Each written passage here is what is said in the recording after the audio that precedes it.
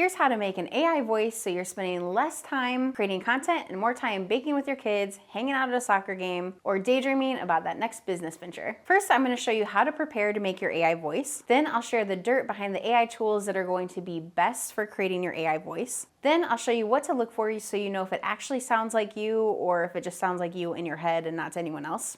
And finally, you'll learn about all of the use cases for creating your own AI voice.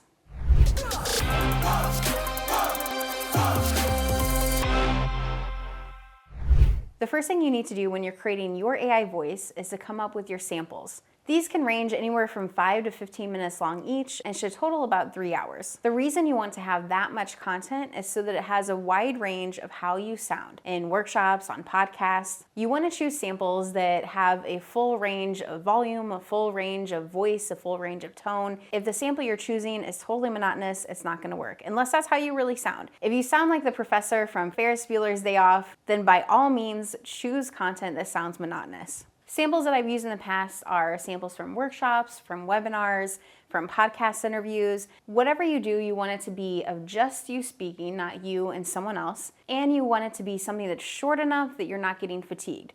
For example, if you're doing a 3-hour workshop, you don't want to just use that one because by the end, you're going to sound a lot more monotonous, your voice is going to be a lot more tired, and the chances of you sounding really lively and peppy and excited are pretty slim. Now, you may be thinking, but Brittany, I'm not a lively, peppy person, so shouldn't I choose something that's a little bit more boring? If you speak like a normal human being, in other words, not like the professor from Ferris Bueller's Day Off, then you want something that has a wide range of tone. Typically, what's going to happen when you train your AI voice is that if you don't have that wide range of tone, it is going to be pretty monotonous, even if you think, I don't usually speak that way. You need to exaggerate so that the AI tool you're using can pick up on those nuances. It's like if you're learning any new skill. Typically, you're going to exaggerate it at the beginning until you've practiced it enough. It's kind of the same thing with training AI on your voice. Once you have the samples, you're going to go to 11 Labs. Now, 11 Labs is the best for creating your own AI voice that I've found so far. Another one that I've used is Descript. I like that as well,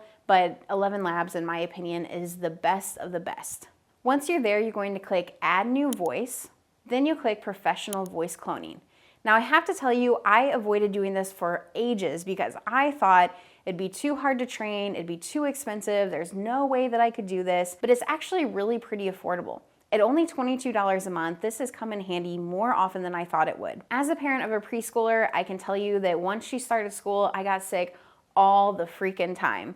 It was like everything that was a germ at the school, she got, and then I got, and it really interrupted my normal day-to-day business and my normal day-to-day workflow. Whereas I normally try to put out a short podcast every single day and I have trainings every single week, I found myself having to cancel the podcast, having to cancel the trainings, and feeling just generally really behind on where I wanted to be. Not only was that frustrating for me, but it also impacted my traffic. Looking at the numbers, I see consistently that the more visibility I have, the more I'm out there, the more money I make. So I know if I want to make more money, I put more content out there. Generally, that's true, especially if you know your audience well. So what happens then when you're not putting as much content out there? Well, if you don't have recurring revenue, or if you want, something in addition to the recurring revenue you have to be more visible. And so when I was sick for 2, 3, 4, 5 weeks at a time, it was really hard to get the energy to just do everyday stuff, much less show up, get my makeup on, do a video, or show up, sit down,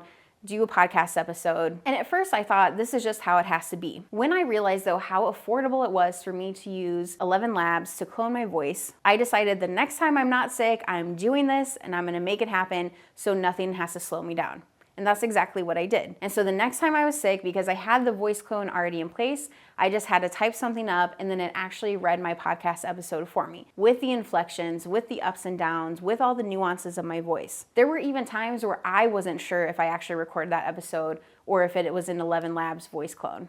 Now, I know you might be wondering, Brittany, isn't this dangerous? Doesn't this mean that somebody can take your voice and try to scam people with it or try to scam your family with it? And unfortunately, that's something that I've heard of happening. That's something that entrepreneurs who are friends of mine have had happen to their parents, their grandparents. And so yes, this is absolutely possible. But if you're an entrepreneur who shows up online, if you have YouTube videos, live videos, if you have any kind of content where your voice is already out there, your video is already out there, this can already happen. It doesn't matter if you're doing the voice clone or not. This can already happen. Somebody can already do this. So one thing that I'd recommend to help reduce the risk of anybody that you love getting scammed is to have a code word. We have one with our family, and I'd encourage you to have one with yours as well. So that if somebody calls and says, oh, I'm in jail and I need you to send me $10,000 right now, or something like that, they can tell you the code word so you know for sure if it's them or not. I have to be honest, this is not something pleasant to talk about, but this is something that does happen, and I think it's important for you to know about. I will also say this has happened for a long time.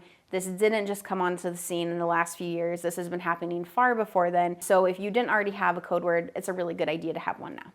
So we talked about going into 11 Labs, clicking on professional voice cloning. The next thing you're gonna do is add in your voice samples. We wanna collect those things ahead of time so it's just easier for you to do when you're setting it up. One of the reasons it took me so long to do this initially was because I thought it would take forever. I thought it would be really hard, but it's really just a few clicks and then uploading your samples. If you're an entrepreneur like me who is committed to being visible online, that has videos that you've done in the past, trainings you've done in the past, you probably already have all the content that you need, and it's just a matter of uploading it. Finally, you're gonna record a statement that says, this is my voice, I'm authorized to use this voice because it's my voice, and then you wait. But in my experience, it takes much, much less time. In fact, I was able to start using it within the week. You're going to listen to it, and you're gonna also have people around you listen to it too. How you sound in your own head might be different than how you sound to other people. So that's why it's important to not only get it from your perspective, but also from other people's perspective. I'd also encourage you to choose samples where you're not sick, where you're feeling energized, because different energy levels and sickness can impact it.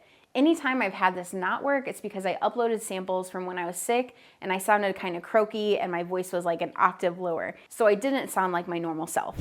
All right, so you might be wondering, what can you actually use your AI voice for? I've mentioned podcast episodes. I've used this for trainings. I've also used my AI voice to do private podcast episodes as well. Pretty much anything you can do with your regular voice, you can do with your AI voice, and you can do it faster and easier, especially if you are an internal processor or if you like to write things down instead. If the thought of actually saying things out loud and recording things out loud does not appeal to you at all, then having your own AI voice is gonna be really helpful, because you can write down all your thoughts and then have your AI voice actually read it.